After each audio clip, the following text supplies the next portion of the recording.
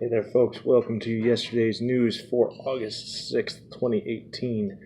Um, Today, the big story is Alex Jones being kicked off of multiple distribution platforms.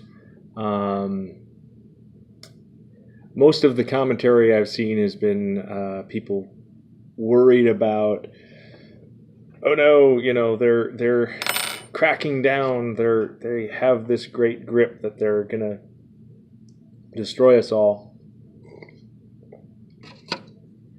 Not destroy us all, but destroy free speech. And I don't know.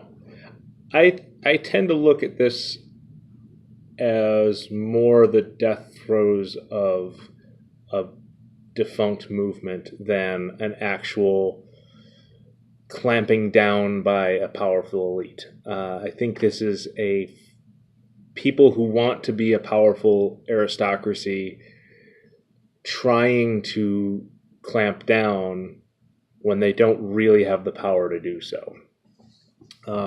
It's one of the interesting things, Marx envisioned that that's what capitalism would be, that the aristocracy would always clamp down and control it, and then that would make it bad. Well, that never happened because, as it turns out, the free market and evolved systems in general are too complicated. People can't control them like that. And I do believe that the same is true with free speech. And now that the technology for a large-scale distribution platform is commonplace, right now there's only a couple of companies that do it, and right now they're all kind of in the same club. But Facebook was in a garage a decade ago.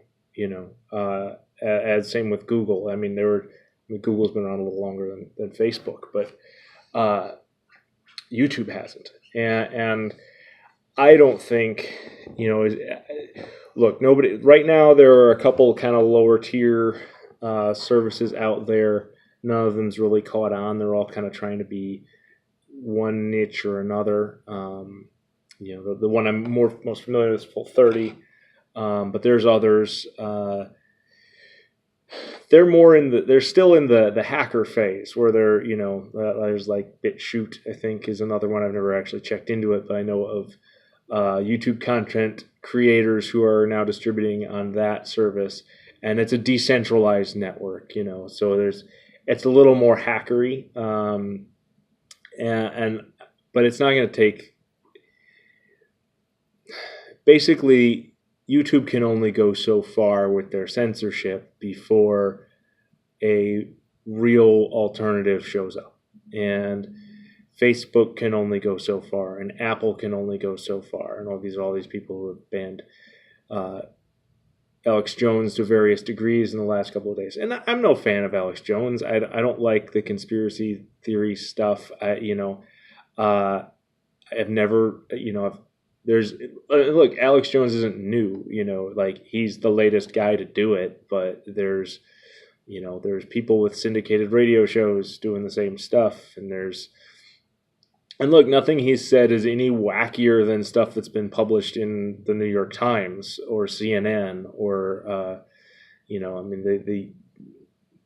look, the Young Turks are the equivalent on the left, and, the YouTube and the social media giants treat them like they're hard news, So yes, the bias is concerning, but I think the bias is so obvious that they're really all they're doing is destroying their own credibility. And it's like every time they almost half take a step in the right direction on free speech issues, they take 4 steps backwards with something like this. And I think that just means they're going to lose at the end of the day. I'm not worried about them winning. I think that communism is a good example. A good analogy is that everybody thought it would last, that it would survive, and that it would take some sort of massive thing to destroy it. And turns out it blew itself up in 70 years. at least in Russia, and honestly, it's getting that way in Cuba and China. They're just deciding to liberalize rather than fall, in order to avoid falling apart completely like the Soviet Union did.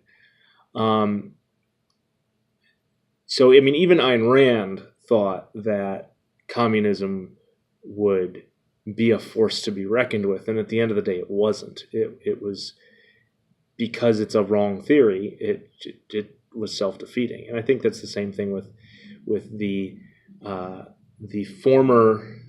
So, you know, there was the left-wing media bias, and then they lost control of the media when social media came about, and now they're trying to censor it on social media, and it's only a matter of time before they lose their grip on that. And I think the harder they try to grab onto it, the faster they're going to lose that grip. So I'm not too worried, but it's not like leave it alone, don't worry about it. This is, you know, one more example of why you should be on the lookout for an alternative, and when it comes up, you know, be an early adopter and make that old species go extinct in the old social media, or force them to adapt, you know. And we'll see. I like people in general. I mean, I don't like them. You know, I'm an introvert. I don't like being around people, but I have positive regard towards people. And, you know, this is people's creation and their career. I don't want it to go under. I'd really rather they adapt and learn to be fair. You know, I've made suggestions before about either getting their policy, getting the content monitors to be to represent a more realistic cross-section of public opinion, as opposed to all being San Francisco dwelling, 20-something millennials. You know, maybe you should have a wider variety of people making those calls, or don't censor anything and just categorize things. And that I think is probably the better solution. And I think if a competitor comes up with that model, YouTube and Twitter and all these will be gone. If an alternative comes up that you can customize and you decide which things you do and don't want to see, you know, and you actually have control over that instead of some algorithm making predictions based on your shopping habits and whatnot, I think that'll win any sort of competition very quickly. So not too worried about it. And the one thing, you know, that this they're talking about hate speech as the reason that they got rid of him. And I'm very much to the point now where that's, you know, hate speech is one of those words like income equality or something like that. It's an indicator that you've got somebody who's pushing an agenda that's not okay. I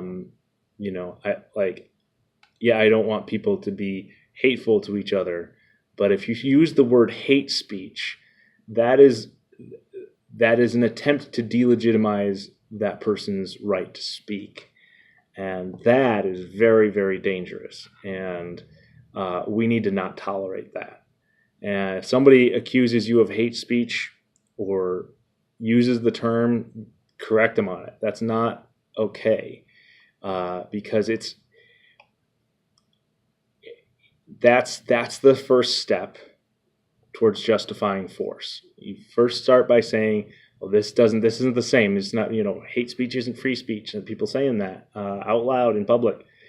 And that's the first step. You delegitimize it in order to get, you move that Overton window over, and you keep nudging it until you get to where one of those edges opens up to the use of force. And then guess what? People start using force.